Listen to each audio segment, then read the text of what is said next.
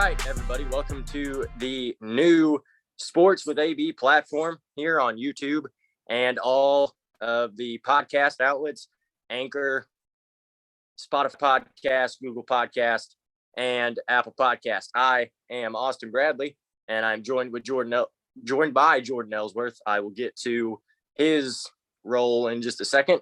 So basically what we're going to do here is we're going to have 3 shows a week. On Monday nights, we're going to have a basketball show. It's going to be Overtime with AB. Wednesday nights is going to be the walk-off. We're going to talk about baseball, Major League Baseball. And on Friday, we'll have Friday Night Fights and more.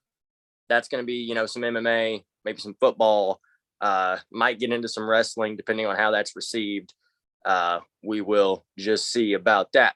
Again, I'm Austin Bradley. This is the new Sports with AB platform, and I'm joined again by Jordan Ellsworth, contrary to what his Zoom name says.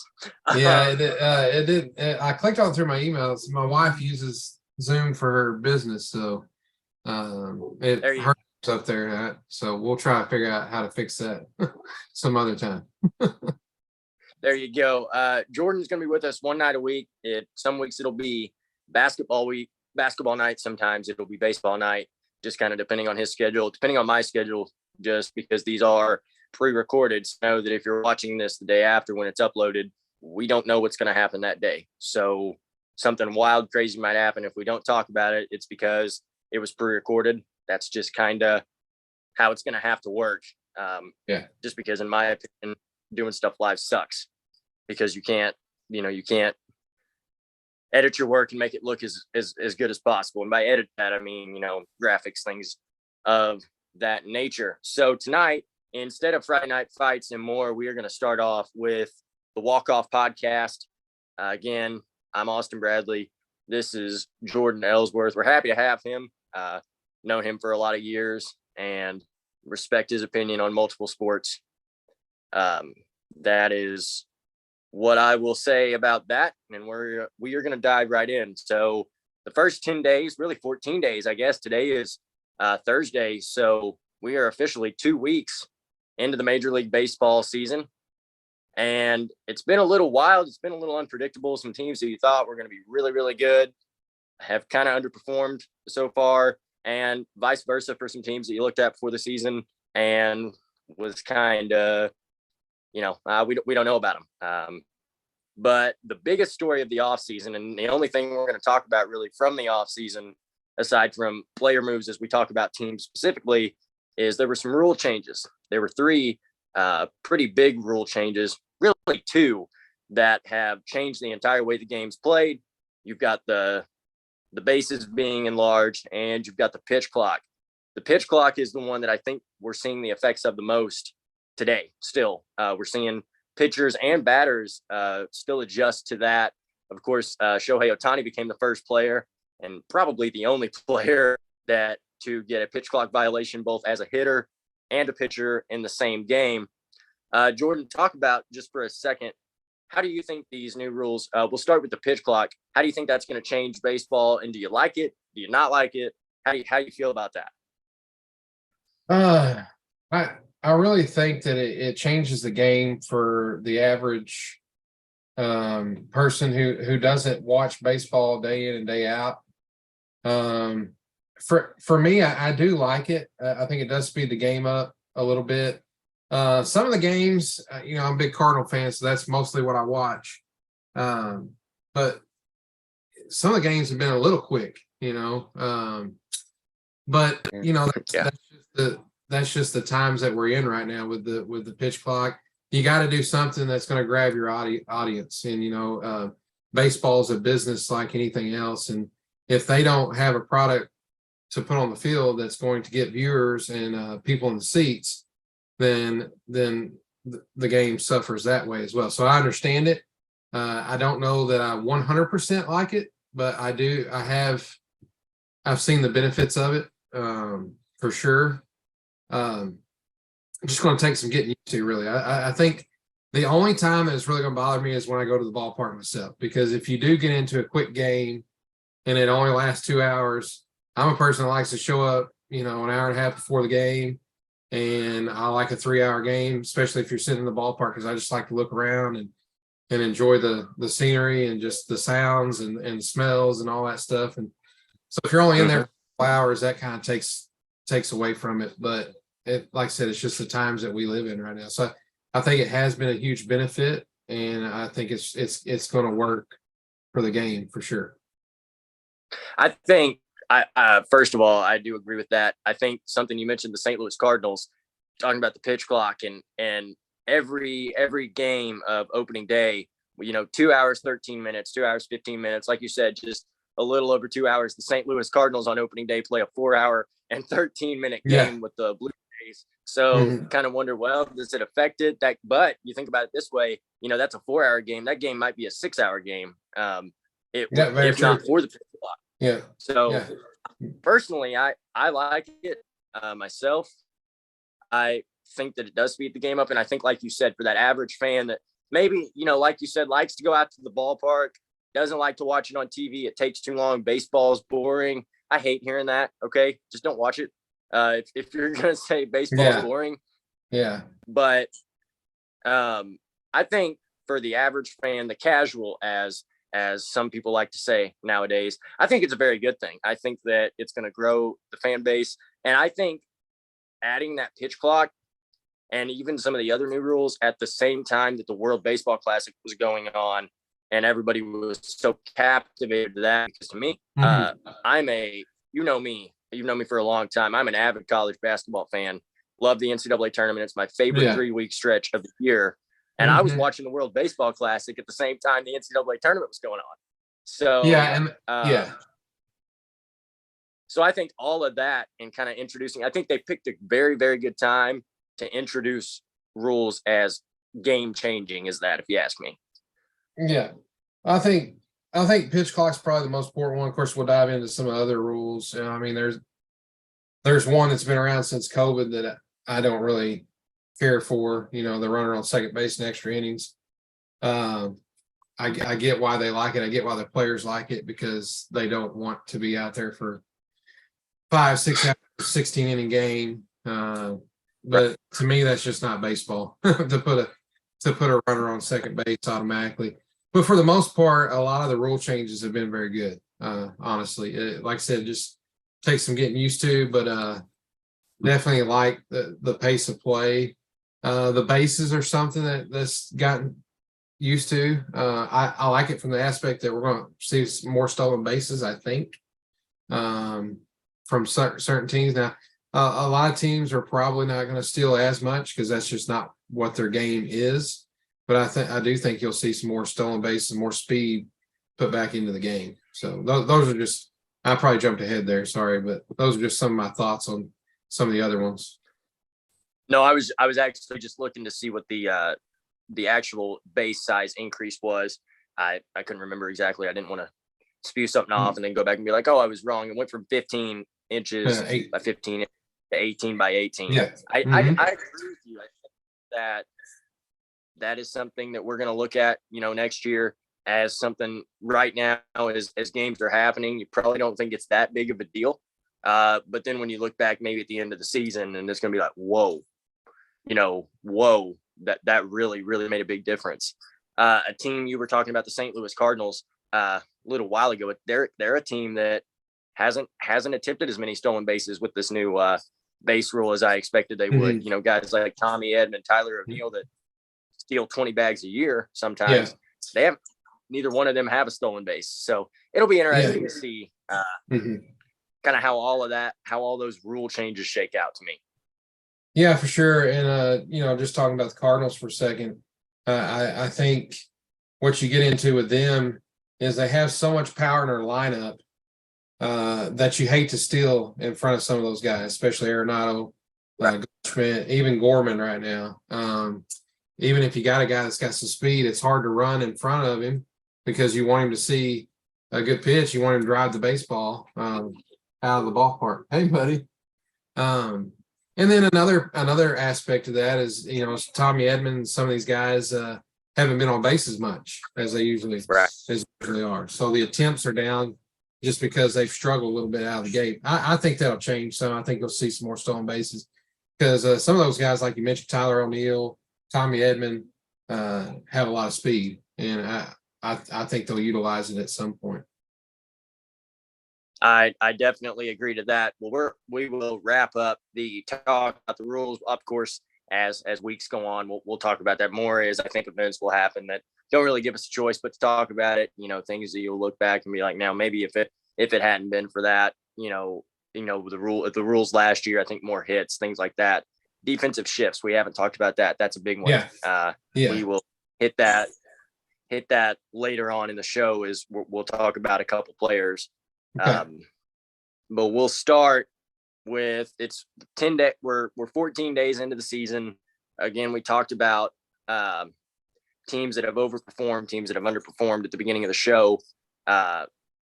When you look at teams going into the season and even now that are kind of underrated versus teams that are overrated, if you could give me one team of each, like one team that you think is probably the most overrated team in baseball, and then one team that's the most underrated team in baseball. Yeah, it's funny you asked that. What the Rays are doing right now is pretty amazing. Taking strength of schedule out of the equation, I know they probably haven't played the toughest opponents as far as the first 10 games have shaken out. But to start the season 13-0, it's only been done 2 or 3 times. So got to give credit to them. I think, depending on how they do the rest of the season, some may look back and say that they're kind of overrated. But just kind of wanted to give them a shout out and credit first before I got into that one.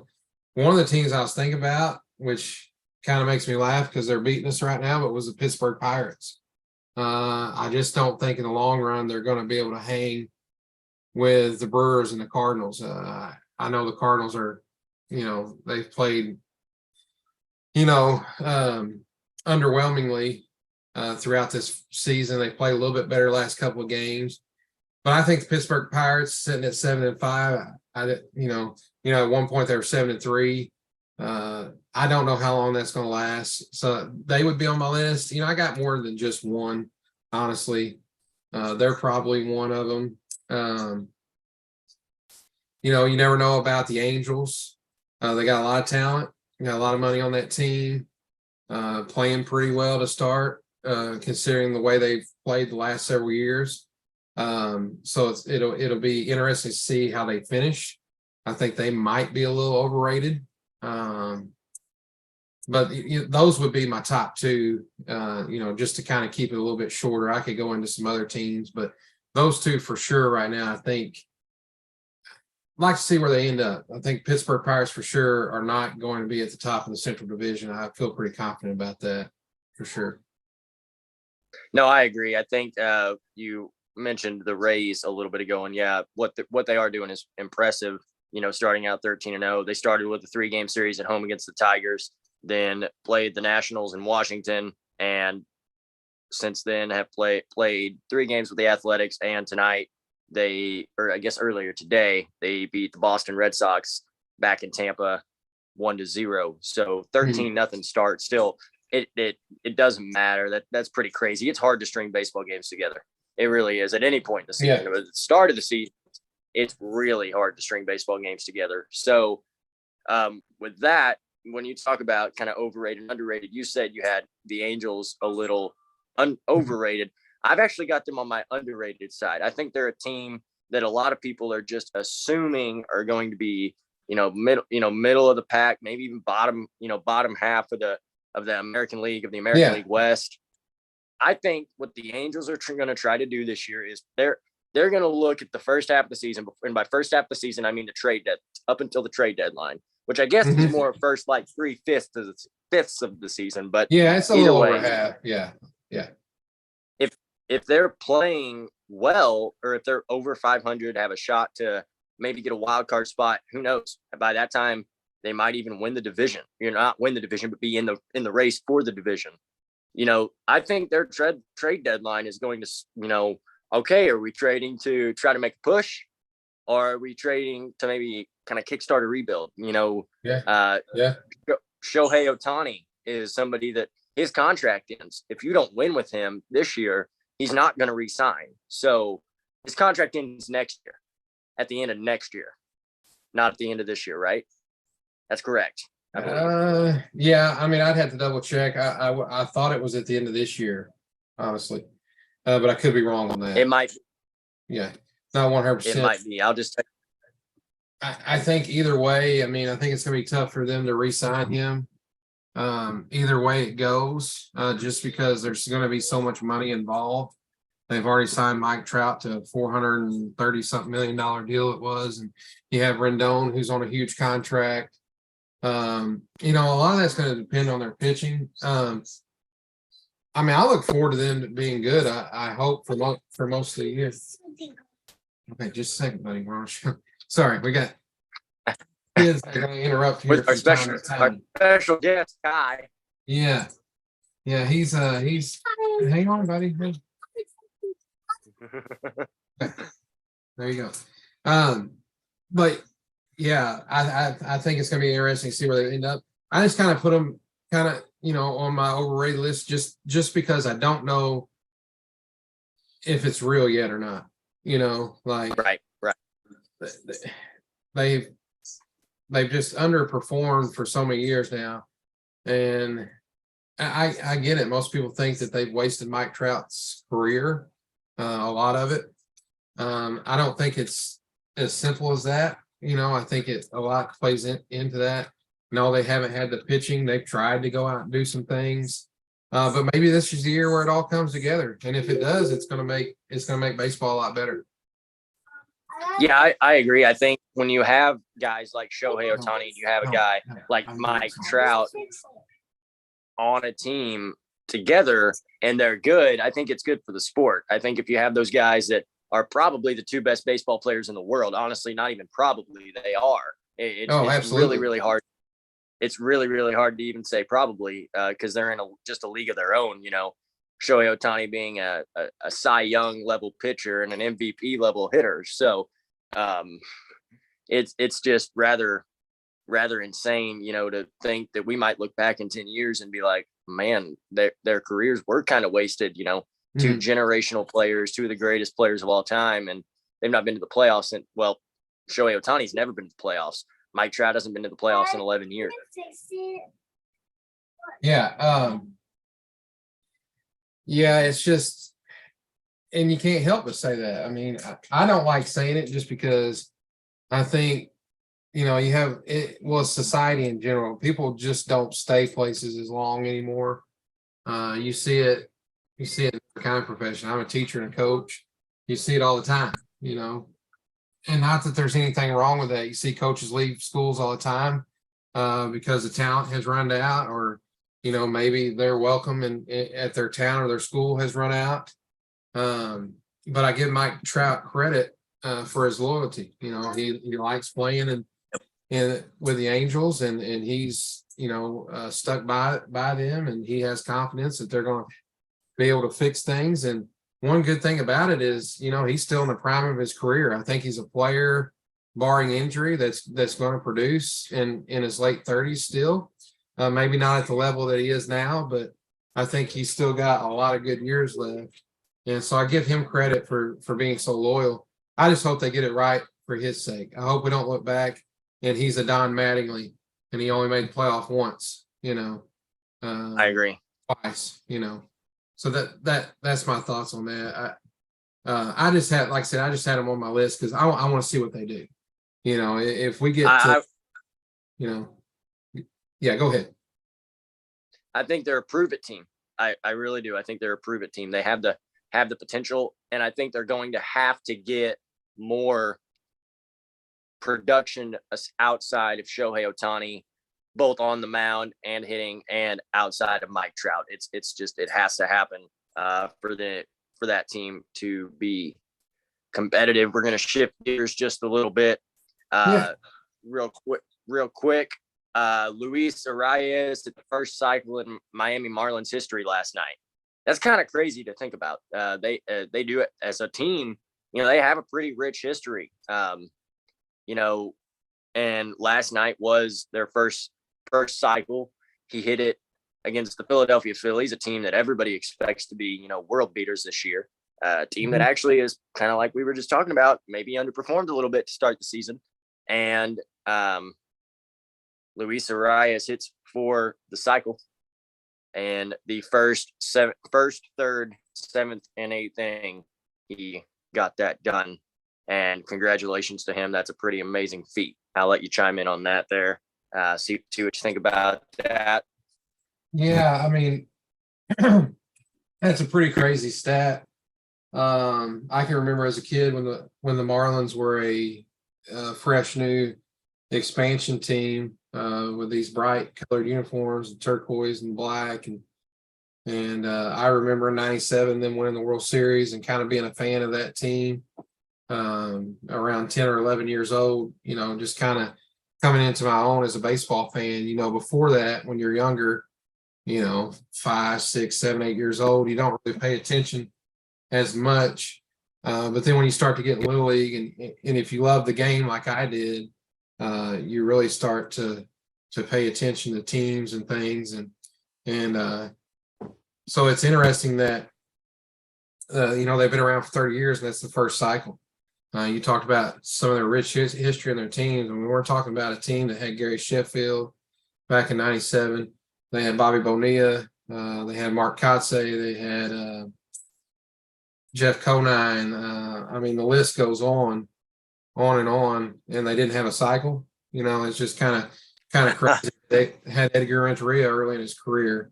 Then you fast forward 2003 and talking about cycles. I mean, you know, they had Luis Castillo and they had Juan Pierre and guys that were super fast. And so I just look back at some of the talent that they had, you know, Giancarlo Stanton or Mike Stanton, whatever you refer to him as. I know he's changed his name, but, you know, with his power and he's fast enough to get a cycle.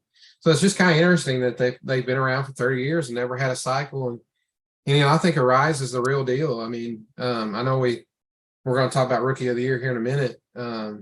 You know, I'm a homer, so I think Jordan Walker is going to win it. We'll dive into that more here in a little bit. But I think Luis Arias, you know, not necessarily a rookie per se. I could be wrong on that, but, you know, he could win it if he still has rookie status. I'm not sure on his rookie status or not.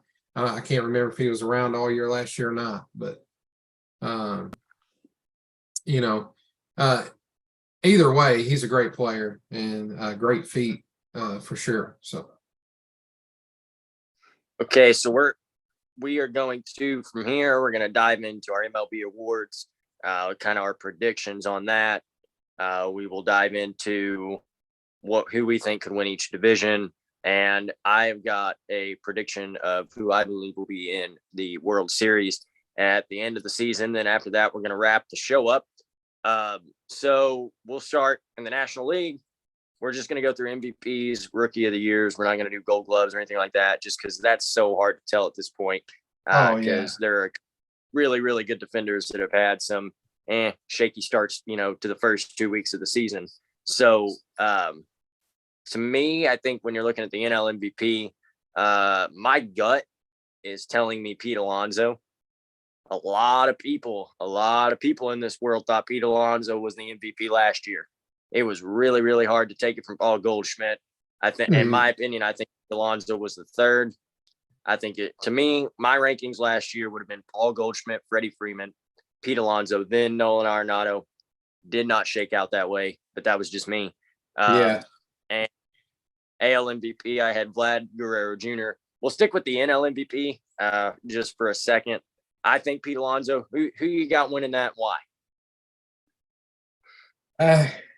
You know, I hope it's a Cardinal. Obviously, that's going to be so hard to do. You know, for Goldschmidt to go back to back, you could have Arenado. I put Matt Olson just because I like what he's done here early. Not a huge Braves fan. Didn't really like him back in the day just because they were so good. Took out the '96 Cardinals when they were up 3-1, Maddox, Glavine, and Smoltz. And so still a little bitter about that. But sorry, some people watching this or listening to this are like, man, this guy's old. But yeah, I picked Matt Olson just because I like what he's done here early on. I think from the left side, he's got a really good swing. He doesn't really get himself out that much. In an era where strikeouts are up, he not a huge strikeout guy. Likes to put the ball in play. He hits the opposite field. I like guys that hit to the opposite field. So I think that keeps you out of snaps. And I think he's on a team where the lineup's deep, and he's going to have an opportunity to put up some big numbers. So I got Matt Olson. May not, like you said, may not shake out that way. It could be somebody totally different that me and you are not even thinking of that wins it. It's whoever has that career year, could win it. But that's my pick for NL right now. That Braves team has 3 players that could genuinely could win the MVP. Austin Riley and Ronald Acuna Jr. Mm-hmm. Of course, Manny Machado is always a possibility. Freddie Freeman, Mookie Betts. The list is so long, National League, man, of guys that you could look at like, hey, this guy right here, like this guy. The National League is so good. American League too, but the National League, like typically you've got those, those top 4 or 5 that really you can't argue against any of them. You can argue for all of them. As the American League feels like about 3 players, and it seems like the same 3 players every year, with Jose Ramirez being that 4th. Kind of battle it out for it. Switching over. Speaking of the American League, I've got Vladimir Guerrero Jr. Here's the thing. I think Vladimir Guerrero Jr. is going to put up those same numbers that he always does. But the problem is last year with Aaron Judge, goodness gracious, he had 62 home runs. He was, it improved vastly on the defensive side. You couldn't deny Aaron Judge. I think the only person that kind of gave him a run for his money was Shohei Ohtani. That's a debate that we'll talk about later in the season. I'm excited to talk about that. How fair is that when you've got a guy that is the Cy Young and also hits 40 home runs, but then a guy like Aaron Judge hits 62 home runs. So, but I think it's going to be Vladimir Guerrero Jr. if they can get the Yankees this year, and I think this year is their best chance to do it. The Cardinals, you talked about the Cardinals a little bit. The Cardinals saw them a couple weeks ago. They can score. They're good defensively. I think this team, this is the year that they get the Yankees. They win the AL East. And I think with that, just Vladimir Guerrero just putting up his normal numbers, that they're crazy. Numbers, 34, 35 home runs, maybe 40, with over 100 RBI. And he's a Gold Glove at first base from last year. And he's not went backwards defensively. You've seen some pretty incredible picks from him already this season. That's my pick in the American League. Yeah, you can't go wrong with that pick. I mean, talking about his lineage and, Vlad Sr., that was right in the middle of my childhood. Him playing I can remember him playing with the Expos, and then obviously the Angels. At the end of his career with the Rangers, he was still, hitting like Vladdy always did, So he comes from a great family, and he's got all the tools. He's bigger than his dad was. I think a lot of it's muscle. I think he's just built different, as the kids would like to say today. I hear that all the time, but literally he is built different. He's stronger. He's not as fast, obviously, because he's got a lot of girth to him. But he's got all the tools, man. So you can't go wrong with that pick.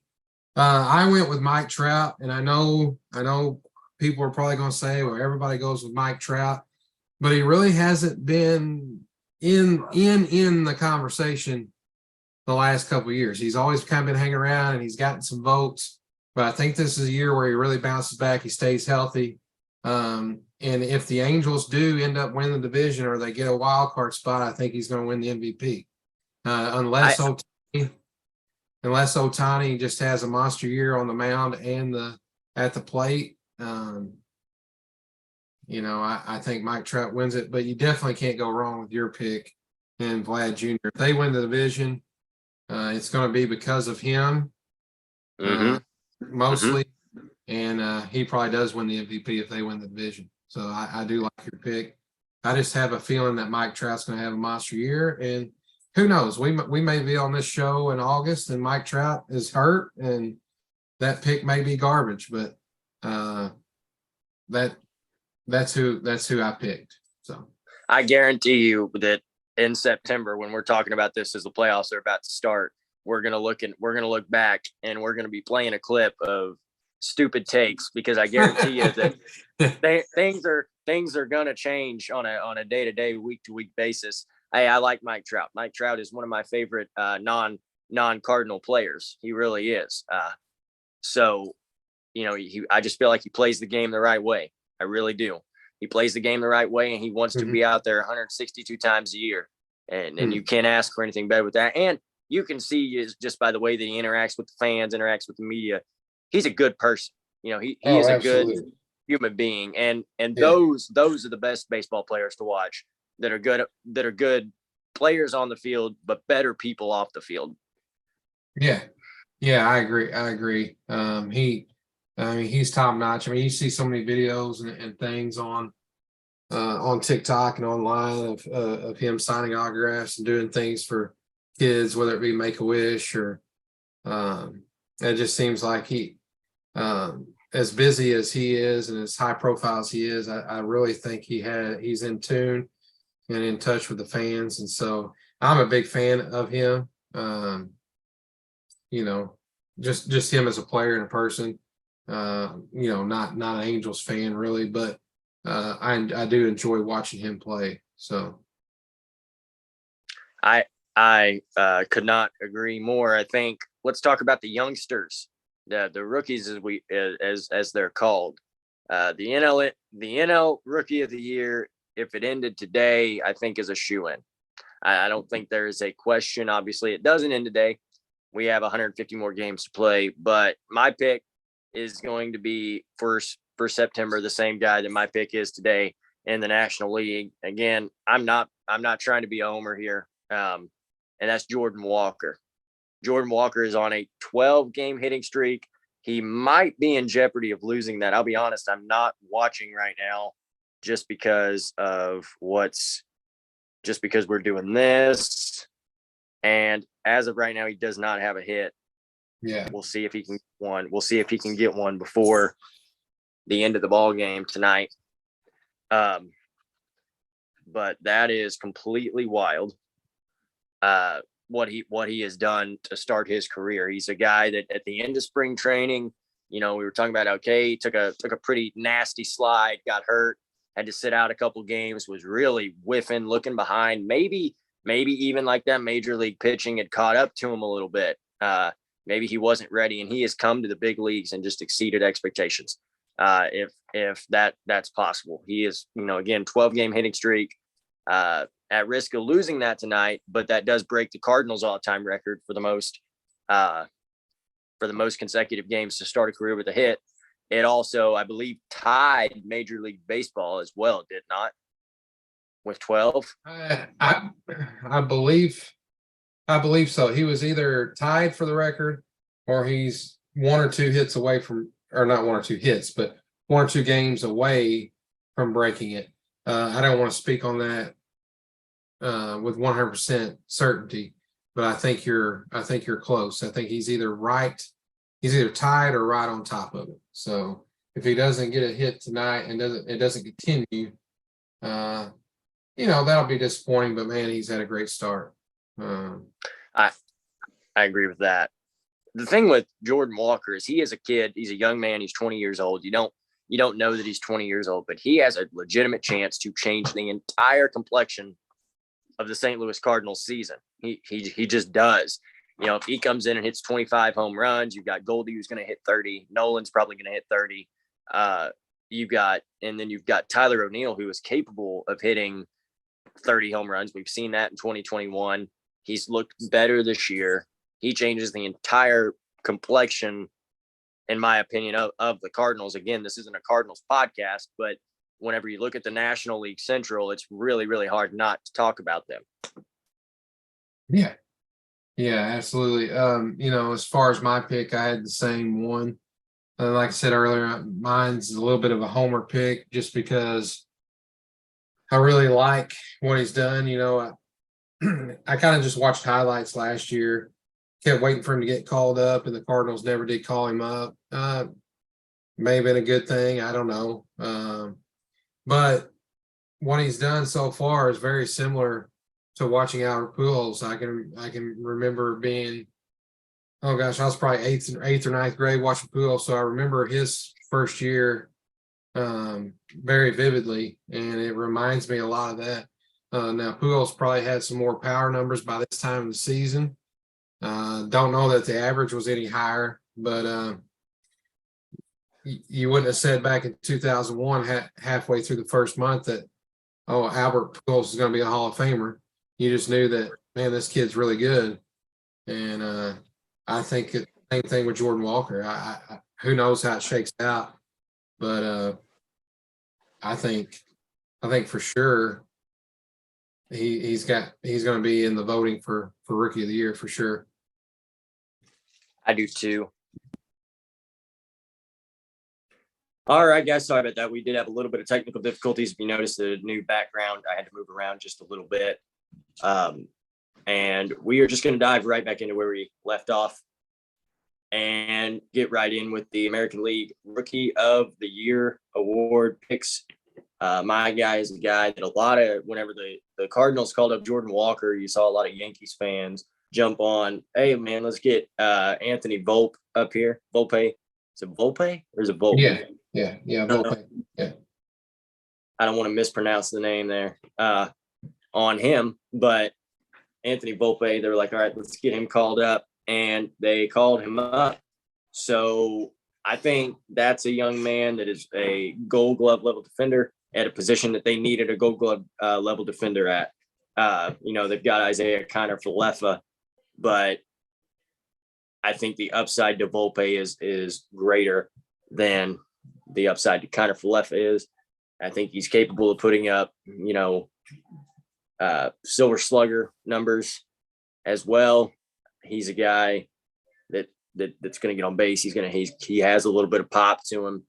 I really, really like that. I really, really like that as a pick. I think the Baltimore Orioles have a couple guys that are going to be right there. Gunnar Henderson, Grayson Rodriguez. But I think, in my opinion, for what it's worth, it's going to be if I had to choose right now, I think it's going to be Anthony Volpe. Yeah. We had both of those as Rookie of the Year. Watched a couple of Yankee games early on. I mean, the Yankees are really high on Volpe.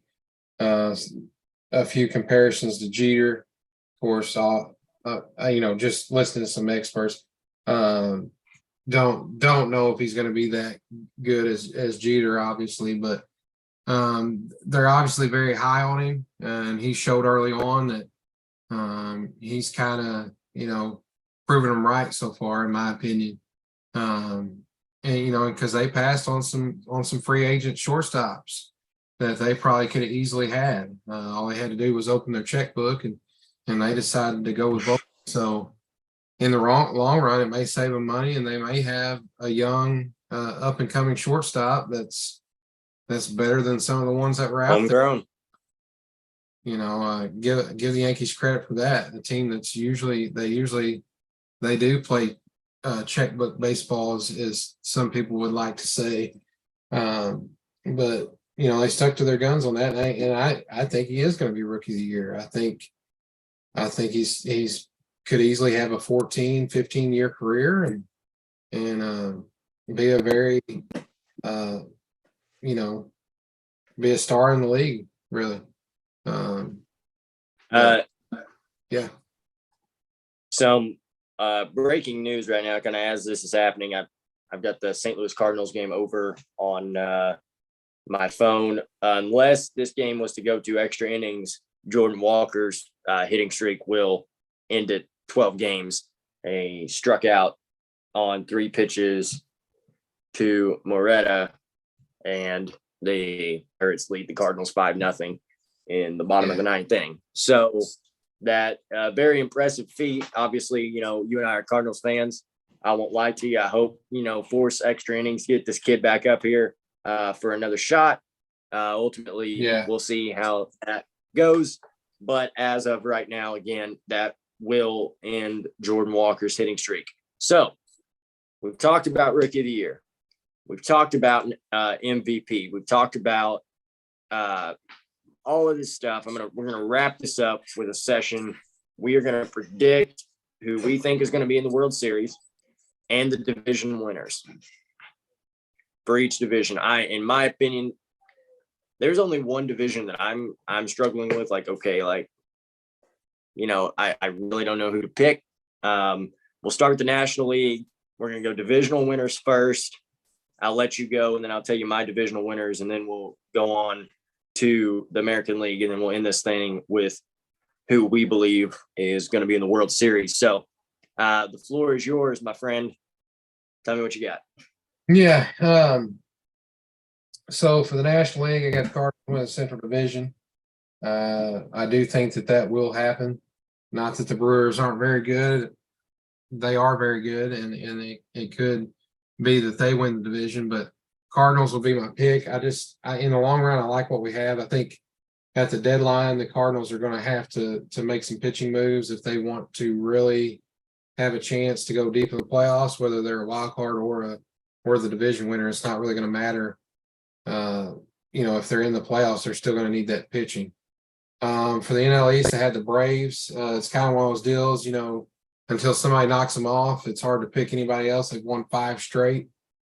The Mets have kind of been up and down this year, kind of Jekyll and Hyde a little bit. So Braves in the East, West, the Padres. I just think the Dodgers' time has come and passed a little bit. Not that they're not going to make the playoffs or not going to win a lot of games. I just think the Padres are up and coming, and I think they surpassed the Dodgers a little bit. As far as wild cards, I do have the Mets, Dodgers, and Brewers making the playoffs. So those are my picks for the NL. Do you want to switch over your picks, or you want me to go into AL picks? Yeah, we'll go ahead and do mine for the NL. I think, and I'll start with the NL East.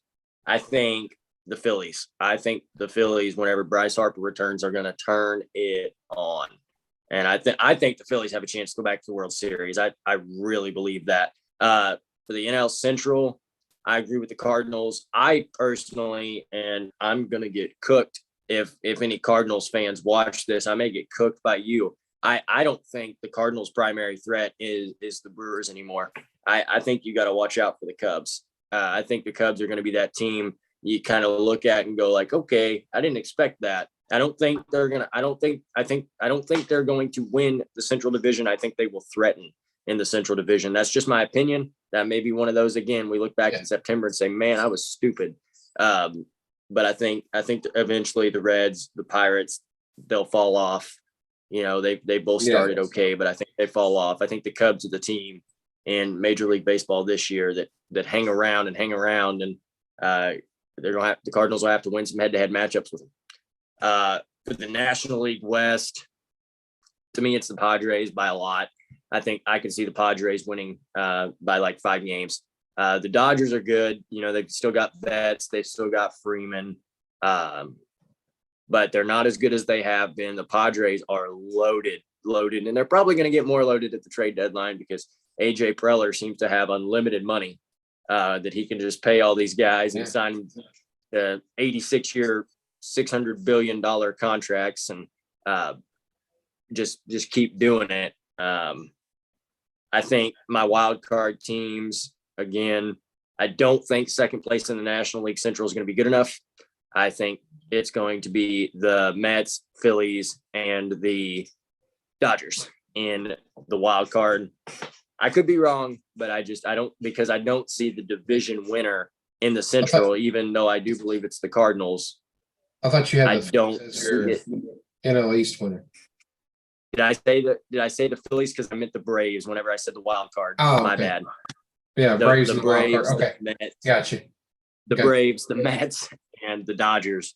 I just don't see the winner of the Central Division having a good enough record to where, you know what I'm saying, where it sets them apart. I think you're going to have like last year where the Central Division winner doesn't make the playoffs if they don't win the Central Division. Yeah. That's just my opinion. We'll see how it goes. As far as American League, I will start that off. I think the American League East, again, I said it earlier. I think this could be the Jays' year. I think this could be the year that they knock off that the almighty Yankees and Aaron Judge in the American League East. And the American League Central, I've got a sleeper team, somebody that not a lot of people are talking about, mainly because the Twins have had a pretty good start. But I like the Guardians again. I like the Guardians. I like Jose Ramirez to get that done. To get it done this year. And in the AL West, this is one that's hard for me to pick. I'm not an Astros hater. I'm not an Astros fan. With that being said, I'm going to pick the Texas Rangers, I think, to take the AL West. I could see the Astros threatening, and I could see the Astros it coming down to a last couple days kind of thing. But I could see the Angels, if they're in a situation to trade up to make a push at the deadline, I could see the Angels threatening. We'll see. The Angels have the talent to win it. Oh, absolutely. But it'll just be interesting to see kind of how things happen as they happen. And in the American League West, we can go into some playoff predictions, some World Series predictions. If you want to do the NLCS, ALCS, we could do that as well. I didn't give you my AL wild card. I'm sorry. I've got the Yankees, the Orioles, and the White Sox. So I think one division from each side takes 3 teams to the playoffs. Gotcha.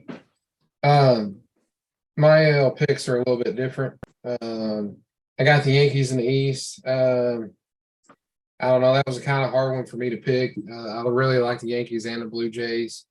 I think it's really a 2-team race. I know the Rays have played very well. But I actually don't have the Rays making the playoffs. I just don't now. That may be a stupid pick because they've already won 13 games. Which if they play 500 the rest of the year, 13 games over 500 may get a playoff spot. But this was just kind of based on before the whole streak, really. So I had the Yankees in the East. I picked the Twins in the Central. They've really impressed me. AL West, I was kind of like you. I battled back and forth. Had a couple teams written down and then scratched them out. Finally went with the Rangers. Really like what they've done. They went off season and got one of the biggest horses there is, if he's healthy, and that's DeGrom. And then a couple of other pitchers that they signed, I think is going to have a big impact. They got a good lineup. They hit. I've actually been to their new ballpark. It's it's amazing. It's a deep ballpark, but they hit well there. And then wild cards are Blue Jays. I got the Orioles making it this year. They made a strong push last year to make the playoffs, and I think they get in. And I think Mike Trout and Ohtani make the playoffs this year. I don't know what they'll do once they get in, but those are my picks. So division winners: Yankees, Twins, Rangers. Wild card winners: Blue Jays, Orioles, Angels. So I agree with that. I could see that. I'll tell on myself a little bit. A team that I have really, really come to enjoy watch playing over the past couple of years, even though they've been, it is the Orioles. I was in St. Louis last year. Whenever they came to St. Louis, they actually beat St. Louis 2 out of 3 games in St. Louis last year. I think Adley Rutschman is going to be a star. I really do. I think he may be a superstar. And you talk about stars in baseball, and then you talk about superstars in baseball. And I think Adley Rutschman will be a superstar. Yeah. People don't understand how loaded they are, not just at the major league level with young talent, but they've really done a good job, in the last 10 years or so. They haven't been to the playoffs since 14. And I just don't think people realize how good they are. You're right about Adley Rutschman and Gunnar Henderson. I think Jackson Holiday's probably only a couple years down the road. man, I like the Orioles. I really think they close the gap this year and they make the playoffs as a wild card team. I really do. So, no, I had three So I'm gonna teams in there, but yeah, I like the Orioles. Yeah. I'm gonna put you on the spot here. I wanna know your opinion on something, and I'll kind of share mine. You have a kid like Jackson Holliday. He's the number one pick in the MLB draft in 2022.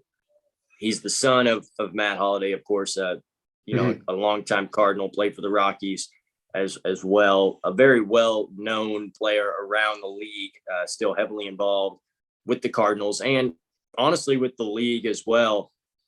As an Orioles organization, is there pressure to bring up not Adley Rutschman, to bring up his son Jackson Holliday? Is there pressure on the organization because Matt Holliday is such a figure? Is there pressure to maybe bring him up, and you worry about that, then bringing him up maybe a little earlier and him being, overmatched? Yeah. I hope they don't. I don't think you'll see him anytime at any point this year. It may be a stretch to say that you'll see him at any point next year, but I think by the time his third year in professional baseball, I think you may start to hear about him getting a call up at some point during the season. So we're probably talking about 2025. I could be wrong. It could be earlier than that. I don't think there's really any pressure to bring him up per se because of Matt Holliday. I just don't think that's the type of person that Matt Holliday is. Really wish he would have kept his job with the Cardinals.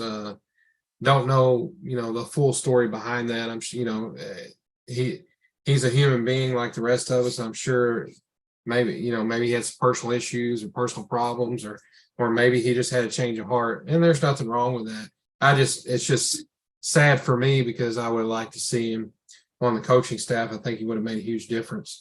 But I think the only pressure the Orioles would have in bringing him up is they have so many young players that have done so well already. I could see them maybe trying to push him along because of the thought of having Holliday at short and Rutschman behind the plate and Gunnar Henderson in the outfield or wherever they put him. I mean, he can play everywhere. And they also have Cedric Mullins. I mean, we haven't even mentioned him yet. He's awesome as well. So I think the only pressure that they'll have is it'll probably be self-inflicted. I think if they bring him up too early because they like the thought of having all these young guys in the big leagues at once. But I think that they would be better serving themselves if they wait until 2025 to kind of give him a look at the big league level. I agree too. And, just one more thing about the Oriole team. Of course, the names we mentioned, they also have Ryan Mountcastle, who is tied with Alonso for the most part so far at 6. Yeah, absolutely. This team is not talked about enough. No, in my opinion. No, they're not. And if they don't finish in the playoffs or if they have a mediocre year, people are kind of look at it and be like, oh, are they as good as everybody says they were? Well, yeah, they are. You got to remember they're very, very young. So it's a very good possibility they don't finish where a lot of people think they will this year. But that doesn't mean in the next 3-4 years that they won't have a window where they can make a push for the division and maybe a World Series. So they got the pitching coming with Grayson Rodriguez and these young guys in their lineup. I mean, if I had a second favorite team, they would be it right now, for sure. I honestly, I feel the same way. Let's get to some World Series predictions and then we'll wrap this up as we're probably coming on about an hour now. This has been fun though, man. I mean, I could do this for 2 hours, but I get it. So with the World Series, it's one of those. We're gonna, between the two of us, we're gonna pick 4 teams, maybe the same teams, maybe different teams. At the end of the year, it could be exactly the same. At the end of the year, it could be completely different. My pick from the National League, I've got 2, and I really try not to, be a homer here, just because you want to be impartial as impartial as you can. Of course, it's in my opinion, it's a natural human instinct to take for your team. But I'm stuck between the Cardinals and the Phillies. I think the Cardinals are going to be really good.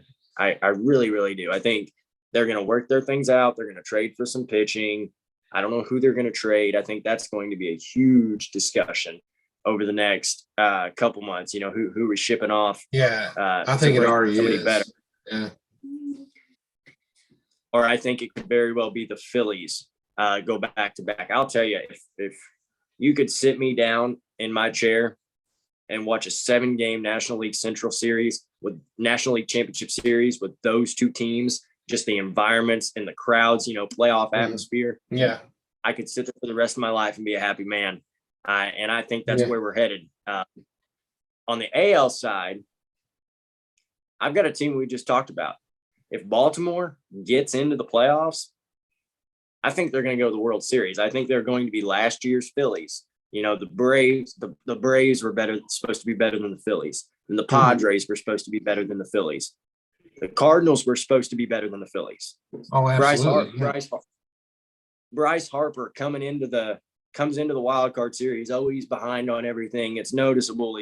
He's not hitting very well. And then the first pitch of his at bat in the first inning, he hits a nuke to right field. I mean, just clobbers it. And it started one of, in my opinion, the most impressive playoff runs by a single player last year. Think about the gigantic home runs he hit in Atlanta, to beat Atlanta. You think about the one in that day game against the Padres, the go-ahead home run in San Diego. You think about the home run. I don't know how much MLB The Show you play, but whenever you're in Road to the Show or in Diamond Dynasty, and you get the boss challenges where, you know, it makes a big deal about how this guy spoke, you know, this guy's tough and can you hit a home run off of him? And they literally give Bryce Harper this boss challenge where they zoom in on him and they, you know, amplify his walk-up music. Shout out to Flower by Moby. That's a really good song. And they show his entire walk to the plate. In the first pitch, again, just like in St. Louis, he hits a nuke to right field in the World Series in a game 3 that Philly ended up winning. I think the Phillies have the firepower with adding Trey Turner. They have the pitching. I think it comes down to the Phillies and the Cardinals. So the Phillies and the Cardinals versus the Baltimore Orioles. Okay. I think those are two good picks. Of course, I didn't have the Phillies in my picks, but that doesn't really mean anything. I mean, they obviously have the pieces to make it back. I got the Cardinals and Padres in NLCS. I just think, I think it's been long enough that the Cardinals had. I know we were in there in 2019, but it was the Nationals just. I mean, they kicked our butts in 4 games. It wasn't even a series. And it happened so fast that a lot of people probably don't even remember, even though it was 4 years ago, that the Cardinals were in the NLCS. So I think it's their time again. And if you go, go ahead. Sorry to cut you off. If you go back and look at that roster in 2019, that team had no business being in the NLCS. Yeah. They ended up being really overmatched with Strasburg and Scherzer. And then when you put on top of that, Anibal Sanchez, they really had no shot. What? Hang on just a second. I think, like you said, I think they really didn't have any business being there. It was fun to watch. At the time, I thought they had an opportunity to make the World Series, but anyway, going back to my picks, I really do think the Cardinals are going to make this year. I always go into every year when I make picks, and the Cardinals are always going to be there. It's in my blood. I can't go against it. There may be some years where people are like, dude, you are stupid. Like the Cardinals are not serious, but I just can't go against them. And for the most part, you know, they prove us right because they're always in the mix, you know. Right. I think what is going to determine it this year, though, is if they don't go get a number 1 or 2 starter to go with Flaherty, or if somebody doesn't step up into that role, maybe it's a Liberatore from the minor leagues, or maybe it's Graceffo, or somebody like that. Or my hope is that it's trade to go with Flaherty. we're going to have a hard time getting there. But they're my pick. Padres are loaded. Looking at the other teams, they stand out to me right now as the team that would play the Cardinals. As far as the ALCS, I got the Rangers and the Blue Jays. I think the Blue Jays are going to come out of the wild card round and end up beating the Rangers. It's going to be Cardinals, Blue Jays in the World Series, and the Cardinals are going to take it. Many games, I would say, based on the rosters and the way they played, or the way it may play out, could be a 6 or 7 game series. So I think it could be too. I think we got a glimpse last week of what kind of series that could be. We'll see also if that happens, something to think about if you remember back to last year, and I'm not updated on it currently. I'll do some research and definitely become updated on it. It'll be interesting to see Toronto's COVID protocols. As last year, Cardinals had to go without Nolan and Goldie. If they have to go without Nolan and Goldie in the World Series, it's going to be trouble. Yeah, I mean, at that point, you probably wouldn't win. I would hope at this point that they've changed that. We would have to look that up, but that's something I didn't take into account. That would be interesting for sure. But one thing, and we can probably talk about this more next time we talk baseball. I think the balanced schedule this year is going to play a huge difference. I think a lot of people's picks are going to be off some when we get to the end of the year, just because the balanced schedule, I think, is going to play a huge role. You don't get to play the Reds and the Pirates 19 times anymore. You get to play them 13 or 14, in which you may say, well, 5 games not a big difference. Well, when you add up the bottom teams in the division, that's 15 games that you're not getting to play against teams that you normally would beat. So let's say you win 10 out of 15 games of those that were taken off the schedule. That's a lot of wins. So I think a lot of people this year are going to be a lot different at the end of the year. The results are going to be a lot different because of that balanced schedule. And like I said, we can talk about that more next time. But I think I think that's something that people aren't talking about enough, is the balanced schedule. Yeah, I actually want to go ahead and kind of talk about that just for a minute, just briefly. We can dive into it next time a little deeper. But we talked a little while ago about how the fans back at the beginning of the show, about how the maybe more stolen bases and also the shorter games as far as different, the way that it affects the fans. How does that affect the fans? How does the fact that you're going to see everybody now affect the fans? I know I've got one of my best friends is a diehard athletics fan. He moved from California, 5, 6, 7 years ago, hasn't got to watch his A's, in over 10 years. And they're coming to St. Louis, and we're probably going to go, watch 2 of the three games of the series, and he's stoked about that, And without that, there's probably, it could be 10 more years before the A's are within driving distance of him to go watch. Oh yeah, because you think about, the way it was before, and it's not that they're going to come to Kansas City or St. Louis, more than once, but you're going to see them more often than you would normally, because the way they had interleague play, even just as far back as last year, is the divisions would rotate. So right, the NL Central may play the AL West one year, and that's the only teams they play. Now, there were a few more mixed in that they expanded a little bit, but for the most part, the last 20 years, it's been, you play a certain division, and those are the teams that you play in interleague play, and then next year you may play the AL East, and then the AL Central, and it all rotates. And so it may be, you said, it may, up until, I remember Pujols last year with the Angels, he had never been back to St. Louis with the Angels. It was the first time he had been back to St. Louis. And so you're talking about almost 10 years worth of interleague play where he didn't come to St. Louis. So I think if you're a fan, you love it. I like it.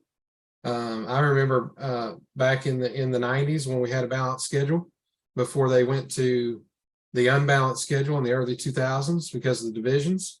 I like it. I think it's more of a challenge. and like I said, I know we're getting long winded here, and we can dive more into it later, but I think it's a topic that not people are not talking about enough on sports shows and I agree. podcasts and everything else. So I agree. I think to something as well to go along with that as we start to wrap this up here. You've always had those certain series, or at least the last few years, that interleague series, like were going to happen. The Cardinals, the Royals, the Sox, the Cubs, the Subway Series, the Yankees and the Mets. Those were going to happen, but to have the Giants, the A's, but to have to be able to see every team, and I think it gets some teams, maybe some teams that are going to fly under the radar this year that a lot of people wouldn't talk about.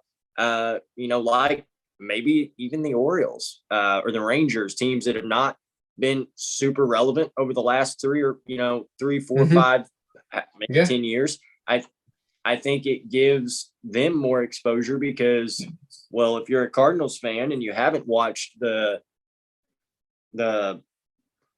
Oakland Athletics, we'll just use that team. You haven't watched an A's game in however long since the last time they played the St. Louis Cardinals. Well, you're not thinking about them, or even the Orioles or the Tigers. The Tigers are going to be in St. Louis here in a couple weeks, I believe. And that, I think that's a good thing. I think it's a good thing for young players. I think it's a good thing for fans because, not everybody in Kansas City is a Royals fan. Not everybody in St. Louis or in Missouri is a Cardinals fan, or, in Chicago, they're not always Cubs fans. So, I think it's good for baseball, and I think I think the intention is more revenue based, more money based. I think that's the intention of a lot of things. For sure. In baseball, but I think it does definitely benefit the fans here. Oh, absolutely. And another topic that we can dive into a later date is baseball's really thinking about realignment, and so what does that do to your rivalries, right? I think that's a little more controversial than the balanced schedule. I know you have some diehard old school baseball fans who don't even like interleague play. I've liked it from the very beginning. I remember when interleague play. Yeah, I do too. You had people, around my own town, for example, who were baseball fans. You get together and talk baseball with them as a kid, and they're like, I hate this interleague play crap. Why are we playing the Cleveland Indians or the New York Yankees and things like that? That it should only be the World Series when we see those teams. Well, I just think that's just crazy. I think you're depriving yourself of good baseball. 162 game season. You need interleague play. You just do. I mean, it'd be like having the NBA 82 game season and you never see the Lakers play the Knicks. That's just dumb. I've just never, I've just never got that argument. I just never had. No, I agree. Yeah. I agree. I think it's awesome. It needs to happen, and I think, like you said, I think the more interleague play, but that's definitely something we'll talk about next time as far as both interleague play, and we'll dive into some realignment. I had seen that, and maybe even draw up what some new divisions might look like in preparation for that. But guys, if you have anything else you want to cover, just real quick. No, I think it's been really fun. I was kind of, I always kind of get nervous, putting myself out there. I hope that we can get people to really grab onto this. It'd be fun to kind of make this grow. If anything else, if it's just me and you get on here talking and a few people watch it, it's a win for me because I like talking baseball and sports in general. So a lot better than I expected. I thank you for inviting me on, and hopefully there's time to do some more. I've just been sitting here thinking, obviously probably not as long. I know we've talked for over an hour here, but I think it'd be really cool if we could expand it a little bit as far as maybe me and you get on here, more together. So something we can talk about over text and And definitely going to be working on the next baseball show with some ideas and shooting you some ideas. But I appreciate you having me on the podcast, and hopefully we can turn this thing into something special and get people to tune in and just have fun with it, and hopefully do it a lot more. I've really enjoyed this, and gives me a chance to kind of forget about things that are going on at work, and I don't get to talk a lot of baseball with a lot of people, so I enjoy it. So thank you. I as you appreciate me having you on, I appreciate you coming on. And we will wrap it up with a final word, a little bit of an update. The Cardinals drop their game tonight for our Missouri fans, 5-0. Their record falls to 5-8. And on the Royals side, they did not play today. They did play yesterday.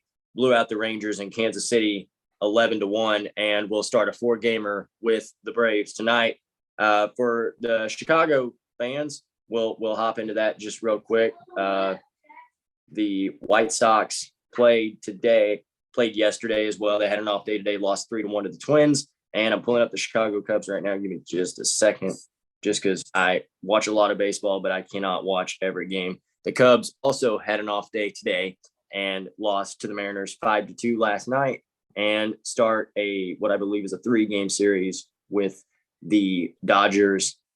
Really a trip to the West Coast for them with the Dodgers on Saturday. So they had 2 days off, actually. No, they don't. Never mind. They play a 4-game series with the Dodgers. My bad. Yeah. Dropping. Yeah. Sorry to cut you with Mariners. The only thing I wanted to add is you will see some oddities in the schedule this year. I was looking at the Cardinals schedule, and I think it's this way with most of the teams in Major League Baseball. There are a couple of months, June and July, maybe August. I don't know if they're consecutive, but you will see teams have 2 days off. I did see that on the schedule. Just kind of an oddity. I don't know if that's something they're trying. I know they want to get players more days off, but just kind of add to that, you will see that. It's not a typo or anything. There are everybody's schedule does have 2 days off in a row at some point. So just thought I'd add to that. All right. I appreciate that. I will see if maybe we can do start up a Facebook page or something where we can send out scores, things like that at the end of the day. But guys, I appreciate it. It's been a great first episode. Again, I want to thank Jordan Ellsworth for coming on, putting himself out there. I don't know about you. I got a little nervous at the very beginning before we were about to hit record. But yeah, again, I second absolutely everything you said. I hope this turns into something special, turns into a long run. Again, find us on YouTube and all Spotify or all podcast outlets, Spotify, Apple Podcast, Google Podcast, and Stitcher. All right. With that, again, he's Jordan Ellsworth. I'm Austin Bradley. I want to thank you guys for tuning in, and I will see you on Monday night for Overtime with AB, covering all things basketball and NBA. We will talk about the transfer portal, talk about the NBA playoffs, and get you all set as the playoffs start Saturday. So a big time as we get ready to wrap up basketball for the year. And with that, again, guys, thank you for watching. We appreciate it. Everybody have a great night. Stay safe. Have a good and happy weekend. Yep. Everybody stay safe. Until next time, we'll see you.